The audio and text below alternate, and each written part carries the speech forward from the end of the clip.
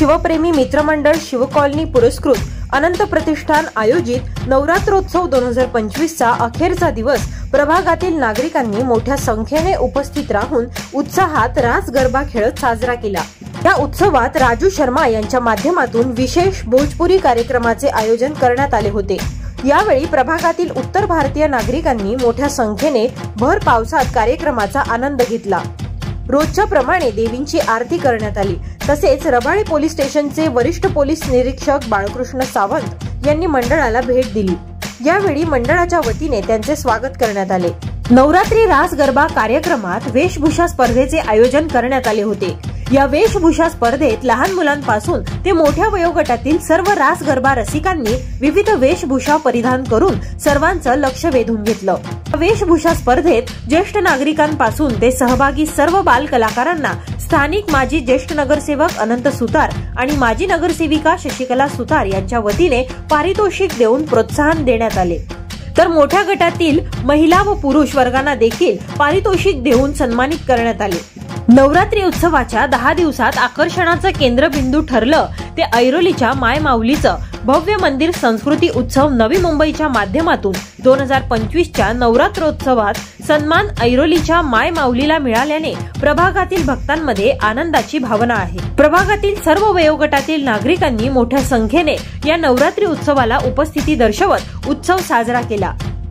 यावेळी ऐरोली वार्ताला दिलेल्या प्रतिक्रिया।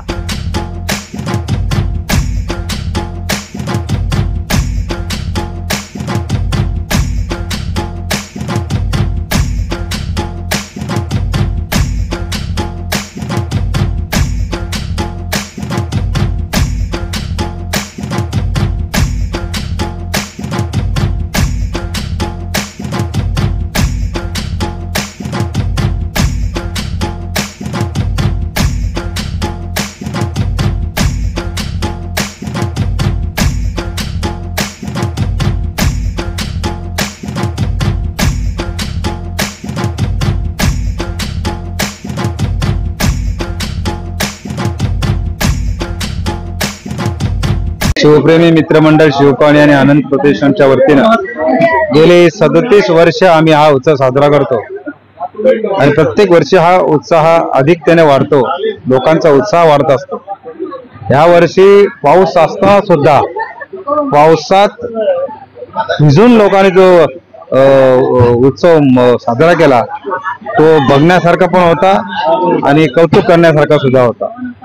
आणि या वर्षाचं जे मंदिर आम्ही बनवलेलं आहे ऐरोली माय माऊली दुर्गा मंदिर, त्या मंदिराला नवी मुंबईमध्ये ऐरोलीमध्ये प्रथम पारितोषिक मिळालं। याचा सर्वात मोठा मान या शिवप्रेमी मित्रमंडळ आनंद प्रतिष्ठानला मिळाला आहे। त्याबद्दल आम्ही सर्वजण मनापासून खुश आहोत। आता दसरा सुरू झालेला आहे। उद्या दुर्गा मातेचं विसर्जनचे संध्याकाळी विसर्जन होणार आहे। त्यासाठी प्रचंड संख्येने सुद्धा नागरिक जमतील। मी आजच्या या 9 दिवस आजचा उत्सव संपतोय याचं मनाला फार मोठं एक प्रकारचं दुःख होतं, परंतु उद्या दसरा असला मला दसरा सुद्धा साजरा करायचा आहे आणि विसर्जन सुद्धा करायचं आहे। मी सर्व नागरिकांना दसऱ्याच्या मनापासून शुभेच्छा देतो।